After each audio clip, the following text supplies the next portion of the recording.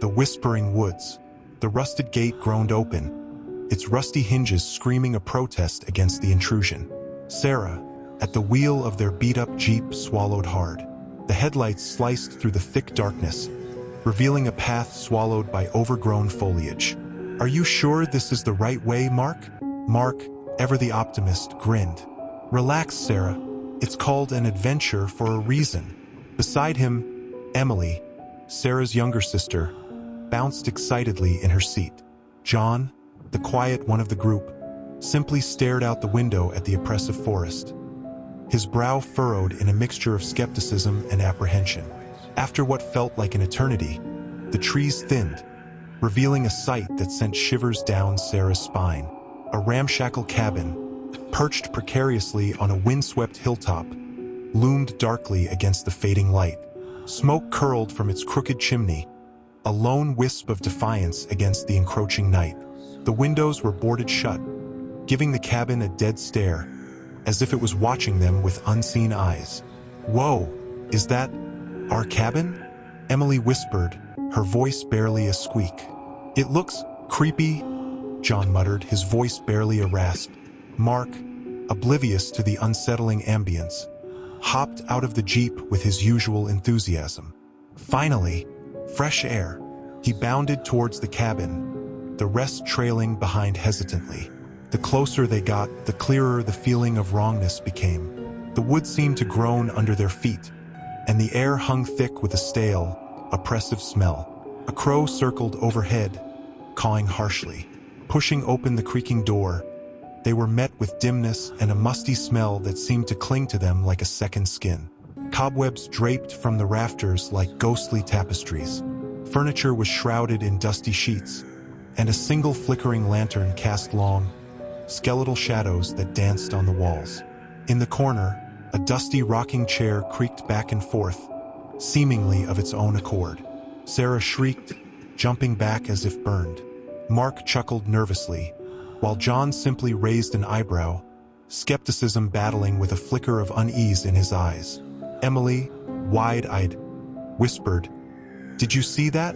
The weekend that stretched before them, what they had hoped would be a relaxing getaway, was quickly turning into a nightmare.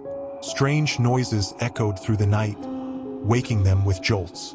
Sarah swore she saw fleeting shadows flit past the boarded windows. Missing items, a watch here, a phone charger there, added to the unease. One afternoon, while exploring the woods behind the cabin, a place that felt denser and more oppressive with every step, they stumbled upon an old, weathered journal tucked away beneath the gnarled roots of a giant oak. Its brittle pages spoke of a family who once lived in the cabin, a father, a mother, and a young daughter named Lily.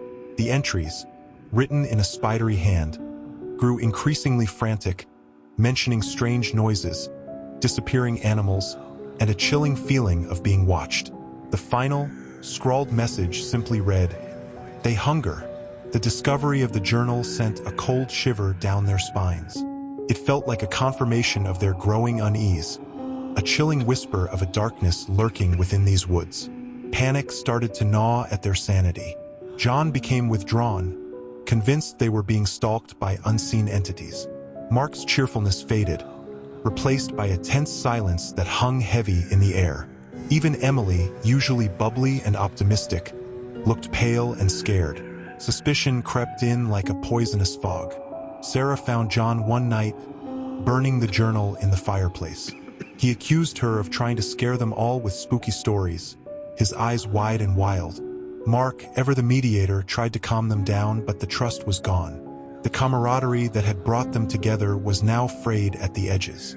That night, as they huddled around a dying fire, the crackle of the flames the only sound breaking the oppressive silence, a blood-curdling scream shattered the uneasy peace. It was Emily's voice, filled with raw terror, echoing through the cabin and out into the dark woods. Panic turned to terror. Sarah and John scrambled to their feet, adrenaline pumping through their veins. Sarah grabbed a rusty poker from beside the fireplace, her hand trembling. John, his face pale as a ghost, snatched a lantern that sputtered and flickered, casting dancing shadows on the walls. They charged out into the night, the forest a chilling maze of darkness punctuated by the faint glow of the moon filtering through the thick canopy of leaves. Emily's scream had come from somewhere behind the cabin, towards the dense woods that seemed to swallow any light that dared enter. Sarah and John stumbled through the undergrowth, branches whipping at their faces, fear urging them forward even as reason screamed at them to turn back. They found Emily's abandoned backpack beneath a twisted old tree, its contents scattered around a flashlight, a half-eaten granola bar, a crumpled map. John, his voice choked with fear, pointed to a set of fresh footprints leading deeper into the woods. The prints were large, impossibly large, and unlike anything human. A low growl echoed from the darkness, sending shivers down their spines. It was a primal sound, filled with a hunger that made Sarah's blood run cold. John, his face etched with terror, grabbed her arm. "We need to get out of here," he shouted, his voice hoarse. But it was too late. A figure emerged from the trees, tall and gaunt with eyes that glowed an unnatural red in the moonlight. It moved with a predatory grace, its long limbs ending in razor-sharp claws. Sarah screamed, the sound swallowed by the vast expanse of the forest. John, in a moment of desperate bravery, shoved Sarah out of the way.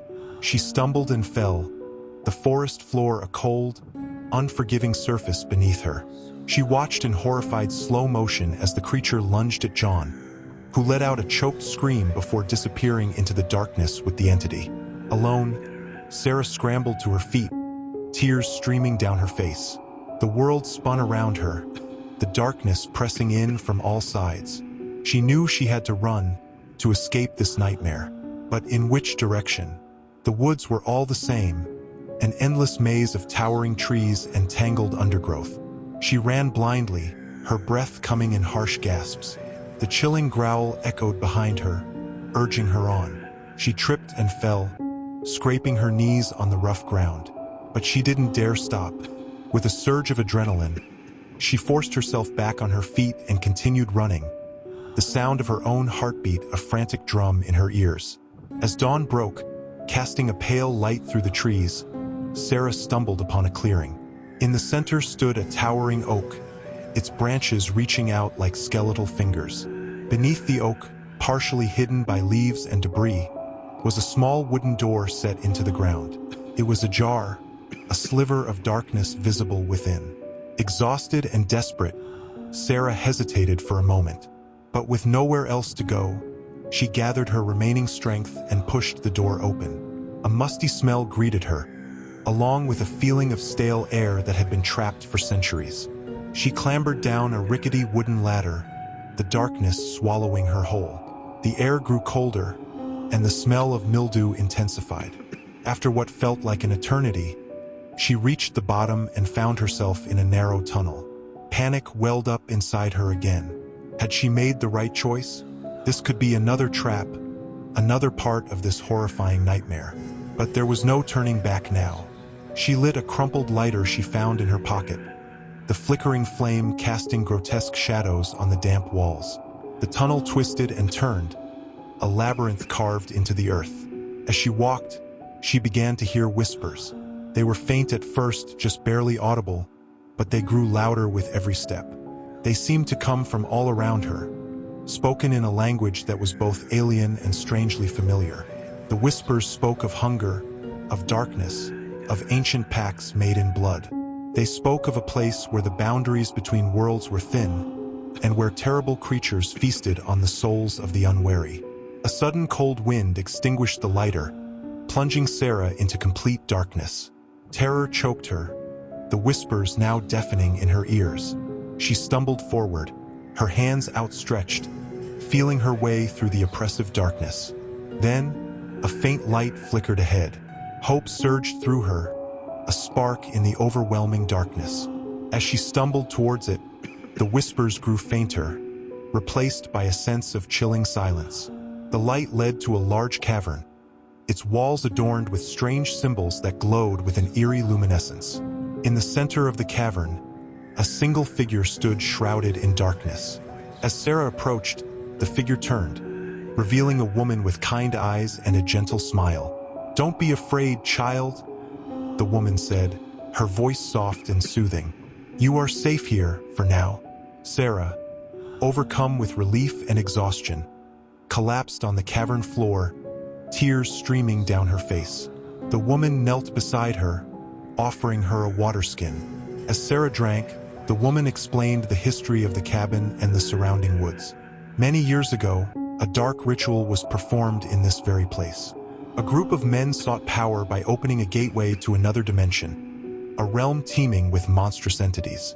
The ritual backfired, unleashing horrors upon the land. The woman, revealed to be a descendant of a lineage tasked with guarding the gateway, explained that the whispers were the whispers of the creatures trapped on the other side, forever hungry for souls. The cabin, built above the sealed gateway, served as a conduit for the dark energies. It attracted those with darkness in their hearts, manipulating them and fueling the entity's hunger. The journal Sarah found belonged to the previous guardian, who failed to contain the growing threat. John, Sarah learned with a pang of grief, had most likely been dragged through the weakened seal, his fear and despair granting the creatures a temporary foothold. Sarah, initially skeptical, understood the truth as the woman pointed towards a faint glow emanating from beneath the oak tree above. The seal was weakening, and the whispers were growing louder. The woman explained there was a way to strengthen the seal, a dangerous ritual requiring a potent offering. Hesitance flickered across Sarah's face. She had lost John, Emily's fate remained uncertain, and now she was being asked to risk her life. Yet, the thought of the ravenous creatures escaping into the world, the destruction they could unleash, filled her with a fierce resolve. The ritual, the woman explained, needed a personal belonging of the person taken by the creatures. It was a heartbreaking choice, but Sarah offered Emily's favorite necklace, a small silver butterfly with chipped wings. Together, they performed the ritual, chanting ancient words that resonated deep within the cavern. The cavern filled with an eerie light, the symbols on the walls pulsing with energy. Sarah braced herself, expecting a terrifying backlash. However, the light intensified, then began to recede, pushing back the darkness emanating from beneath the oak tree. The whispers faded, replaced by a profound silence. Exhausted but relieved, Sarah collapsed onto the cavern floor. The woman offered her a small, comforting smile. "The seal is stronger now," she said, "but the darkness still remains. This may not be the last time it needs tending." A heavy weight settled in Sarah's stomach. This burden, she realized, might be hers to carry now, but for now she had survived. The woman led her back to the tunnel, the way back illuminated by a faint, bioluminescent glow emanating from the cavern walls. Emerging back into the world, Sarah found herself bathed in the golden light of dawn. The whispers were gone, replaced by the chirping of birds. Relief washed over her, so intense it almost made her knees buckle. The cabin, now devoid of its ominous aura, looked almost welcoming in the morning light. But Sarah knew the true horror that lurked beneath its surface. With a shudder, she turned away, leaving the cabin and its dark history behind. The road back was long and arduous. Sarah flagged down a passing truck, the driver's concerned look a stark contrast to the horrors she had just faced. She never spoke of the cabin, the whispers, or the woman in the cavern. It was a secret she would carry, a burden of knowledge that would forever taint her memories of that fateful weekend getaway. Life went on, but it was different now. The shadows held a deeper meaning. The wind carried echoes of whispers, and the silence sometimes felt pregnant with something darker lurking just out of sight. Sarah carried a newfound responsibility, a guardian of a secret, forever vigilant against the darkness that slumbered beneath the whispering woods.